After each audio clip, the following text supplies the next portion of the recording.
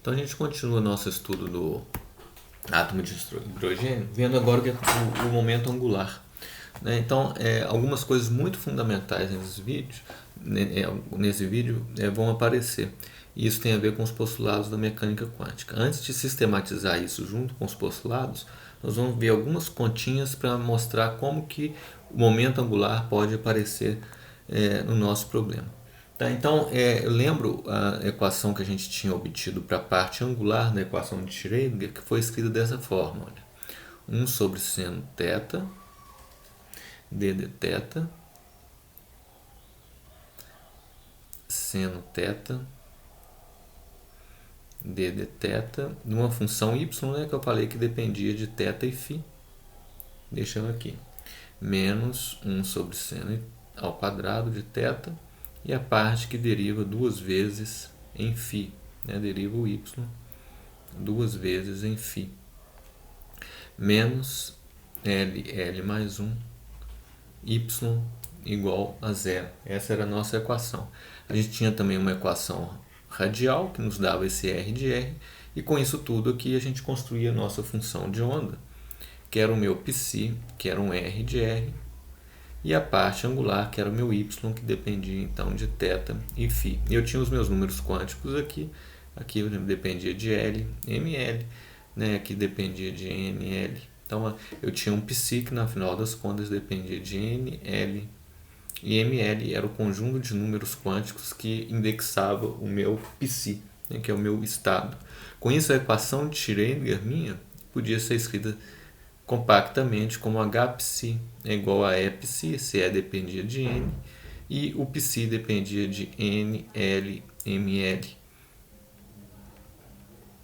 Aqui um operador que juntava, né, a energia cinética e a energia potencial. Então isso é o que a gente tinha feito. Então como que a gente monta agora o problema para o momento angular? Essa equação eu tenho que voltar a ela algumas vezes, a gente vai ver por quê. Então, na mecânica quântica, né, a gente vai representar cada observável físico por um operador. Então, como que a gente vai construir o operador? L é igual a R vezes P é o momento angular na mecânica clássica. E isso leva a três componentes, né? Lx, obtido por esse produto vetorial, na sua componente x, que vai ser ypz menos epy. Ly, que vai ser zpx menos xpz. Finalmente, Lz, que vai ser xpy menos ypx. E aí eu construo então o meu operador, que vai representar a quantidade física observável, substituindo cada uma dessas coisas por operadores. Então, por exemplo, o Lx, vou chamar o operador assim como um chapéu, o y operador é o próprio y. E o pz, como a gente viu, é menos ih barra ddz. O py é menos ih barra tdy. O px é menos ih barra ddx. Né? Isso a gente viu lá no capítulo anterior. Então, o Lx operador, por exemplo, fica escrito como menos ih barra, que eu coloco em evidência, e aí multiplico por y ddz menos z, aqui em cima, py. Então vai ficar ddy. Notem que isso é um operador que eu vou ter que atuar em alguma coisa para obter uma resposta. Tá? Então, como eu estou trabalhando em coordenadas esféricas, eu posso transformar isso tudo em coordenadas esféricas. Né? Então, a partir das relações entre x, y, z e r, θ e φ, eu refaço essa conta em coordenadas esféricas. O resultado é esse que eu vou escrever aqui. Olha. O Lx operador vai ser ih barra, que multiplica seno de φ, d de θ, mais cotangente de θ, d de φ, cosseno de φ, d de φ. Assim por diante. Eu vou escrever os outros aqui, porque vai ser interessante da gente ver um resultado.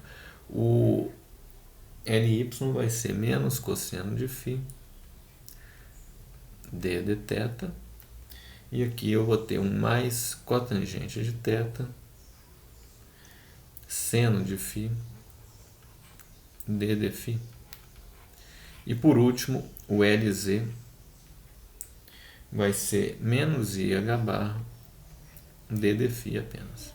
Então, esses são os operadores momento angular, né, em cada uma de suas componentes. Então, nota que a gente fez até agora que vai ser importante. Olha, primeiro eu estou definindo um psi, que é um estado. Né, o meu sistema, a solução da equação de Schrödinger gera essa função de onda. Esse psi eu estou chamando um estado do meu sistema num certo conjunto de números quânticos. Aí eu falei, observáveis físicos são operadores. E aí eu estou construindo esse operador momento angular. Agora, a partir dele, eu posso construir um outro, que é o L2. No L2, se eu tenho as componentes, eu consigo facilmente obtê-lo. Lx ao quadrado mais Ly ao quadrado mais Lz ao quadrado. Olha o que acontece quando eu somo os quadrados desses três termos. Por isso eu escrevi eles aqui. Então é só usar identidades trigonométricas, é bastante simples. A gente obtém que isso é igual a menos h barra 2, 1 sobre seno θ, d de θ.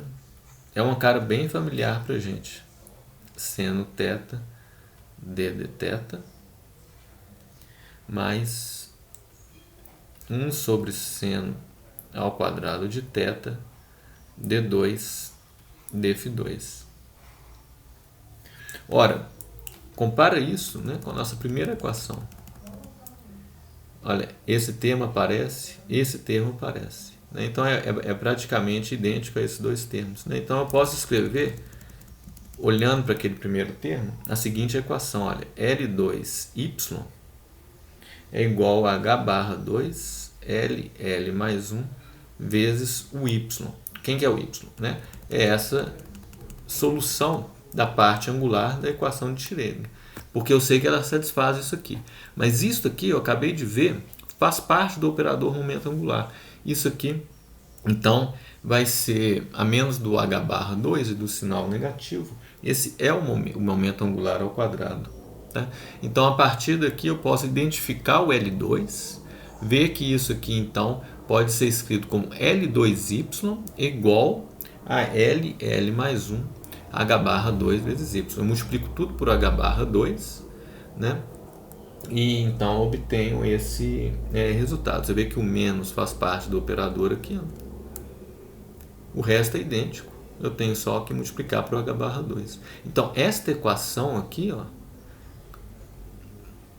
ela passa a ser exatamente essa equação aqui. Por isso que eu estou escrevendo ela. É a mesma equação. Isso é muito interessante, porque essa é a chamada equação de autovalores.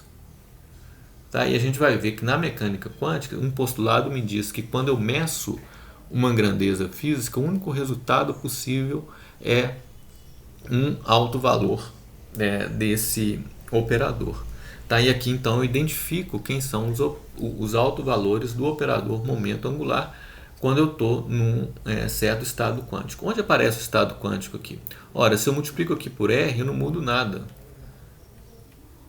Né? Porque eu multipliquei dos dois lados. E o L2 só é um operador que só enxerga parte angular, porque olha a cara dele, só deriva em relação a ângulos, não a R. Então é como se eu estivesse multiplicando por uma constante. Essa equação, então, ela pode ser escrita assim. Ó. Desculpa. Psi, aí eu coloco os números quânticos aqui, que a gente já viu que identifica, é igual a h barra 2 LL mais 1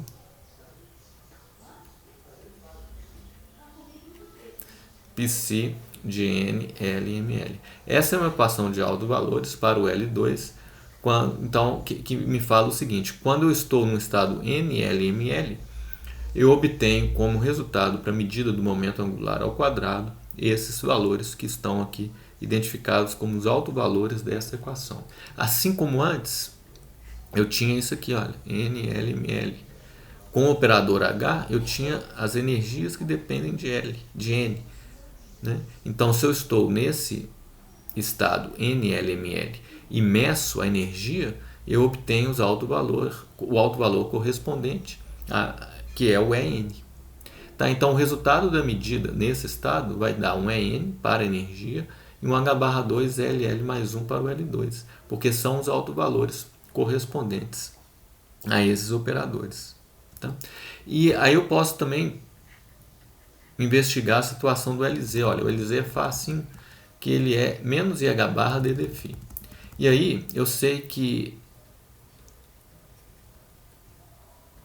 a parte da função de onda que depende de φ, eu escrevi como um Q, que era um E elevado a I mLφ.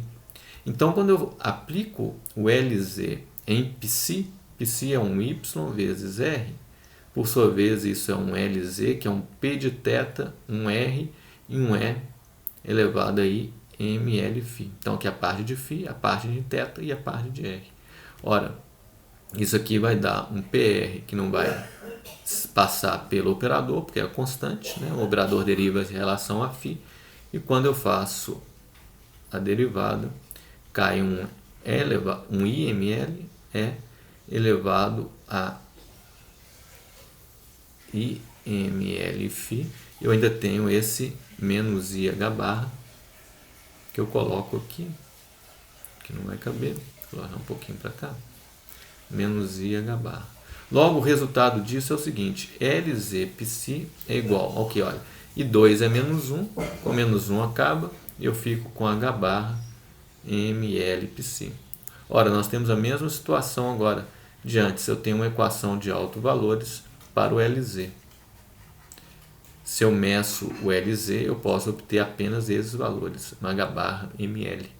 Então, observa como a gente coloca isso no contexto maior. Na mecânica quântica, a gente tem um estado identificado pelo psi. Os observáveis identificados com operadores. Essa é um outro postulado, um segundo postulado. Medidas, os valores de medidas possíveis são os autovalores do operador correspondente